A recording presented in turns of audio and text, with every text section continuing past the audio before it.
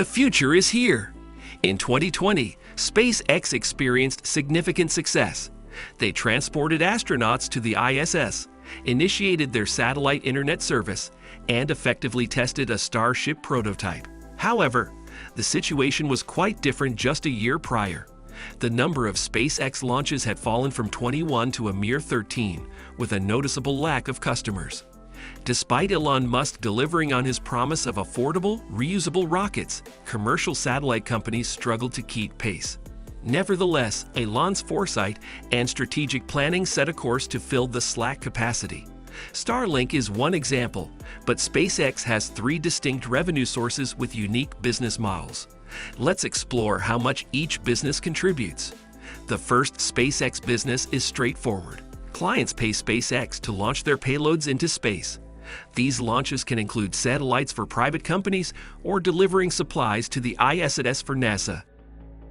Although they receive significant attention, the rocket launch market is relatively small at $8 billion globally. SpaceX will never capture the entire global launch market, but the company's $74 billion valuation suggests something interesting is happening. The space industry is experiencing rapid growth. While the market is currently $8 billion, analysts predict that it will be nearly 5 times larger by 2030. SpaceX is well positioned to achieve market dominance. In 2018, they generated an estimated $2 billion in revenue, surpassing all direct competitors. The launch market's dynamics are changing rapidly, and this drives SpaceX growth. There are 4 key categories to consider: small, medium, heavy, and super heavy. The super heavy launch market, which is expected to be over $13 billion by 2030, offers a significant opportunity for SpaceX with its big Falcon rocket and Starship. In contrast, the car market is massive but not growing. Factors like ride-sharing apps and potential self-driving cars may lead to a decrease in demand for car ownership. However, the space industry is booming, and if new industries utilize space in novel ways, the demand for launches could skyrocket. SpaceX's second line of business, Starlink, is projected to be a significant growth area. The core business model is simple. SpaceX charges customers a monthly subscription fee like any other ISP, with promising growth figures and a substantial wait list. Starlink could contribute nearly $1 billion in revenue. The rollout of Starlink is currently limited by the need to launch more satellites. This is where Starship comes into play.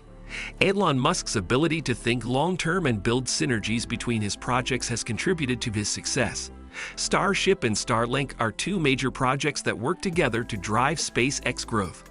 SpaceX achievements can be attributed to their diverse revenue sources, unique business models, and Elon Musk's strategic planning.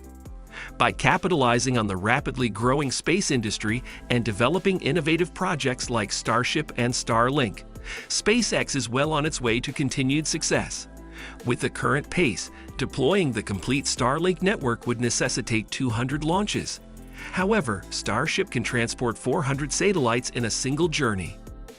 In merely 30 launches, SpaceX could establish an extensive network of 12,000 Starlink satellites in orbit, considering they already launch about 30 rockets annually.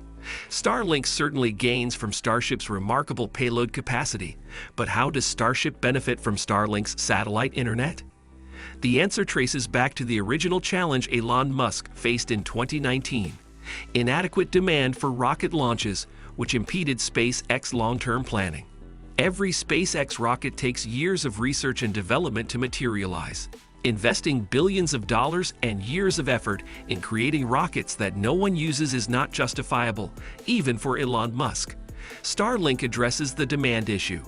Now, whenever SpaceX has a rocket prepared but without a buyer, they can simply launch more Starlink satellites.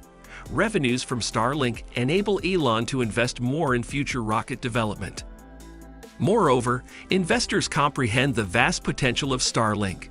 While the rocket launching market is worth $8 billion, the global broadband internet market is worth $1 trillion. Although SpaceX won't capture the entire market, it's plausible for Starlink to secure 3% and generate $30 billion in annual revenue. This prospect has allowed SpaceX to raise billions for further expansion. At the moment, SpaceX earns approximately $1 million annually from Starlink, which is negligible compared to their multi-billion-dollar launch business. However, great things often start small.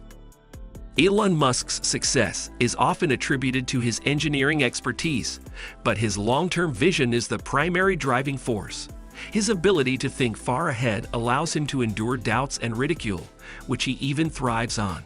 Point-to-point travel, SpaceX's third line of business, has encountered the most skepticism. Despite appearing far-fetched, let's examine the potential issues and estimate the revenue SpaceX could generate from this venture if successful.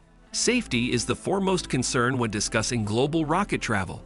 Astronauts are exceptional individuals, but the actual liftoff isn't necessarily the most challenging aspect of their job.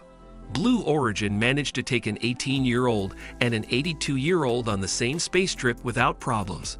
Some training or certification may be necessary for safe SpaceX rocket travel, but people already navigate through bureaucracy for TSA pre-check or global entry, so attending SpaceX training sessions should be manageable. Logistics is the second issue with point-to-point travel. The total travel time, including the journey to the airport, traffic, transfers, and security, can be extensive even for short flights. If SpaceX rockets must land hours away from major cities, the time saved by rocket travel could be negated. However, considering the project's long-term scope, it's possible that supporting infrastructure like autonomous drone ships, self-driving cars, underground tunnels, and Hyperloop trains will materialize alongside point-to-point travel, expediting the entire process. The third issue is cost, a crucial factor in determining SpaceX potential earnings. Currently, rocket travel isn't economically viable, with long-haul flights averaging $2,500 and SpaceX needing to charge at least $12,000 per person to break even. Market size is key here. With 150 million people taking flights longer than 10 hours and generating over $400 billion annually, capturing just 5% of the market would yield $20 billion per year for SpaceX. Airlines often sell more than 5% of first-class seats, which don't reduce travel time.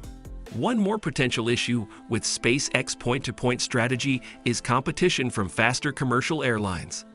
Since Concorde's decommissioning in 2003, supersonic civilian travel has been impossible. However, a startup called Boom is developing Mach 2.2 supersonic jets, which could revolutionize the high-speed travel market. This development may increase competition, but that will be explored in another video. While SpaceX point-to-point travel faces several challenges, the potential for significant revenue generation cannot be ignored. The company's ability to address safety, logistics, and cost concerns while navigating a competitive market will determine its success in this ambitious venture. Elon Musk's long-term vision and determination could drive SpaceX to overcome these obstacles and revolutionize the way we travel, making space travel an integral part of our everyday lives. Stay tuned to see how this incredible journey unfolds. Thanks for watching.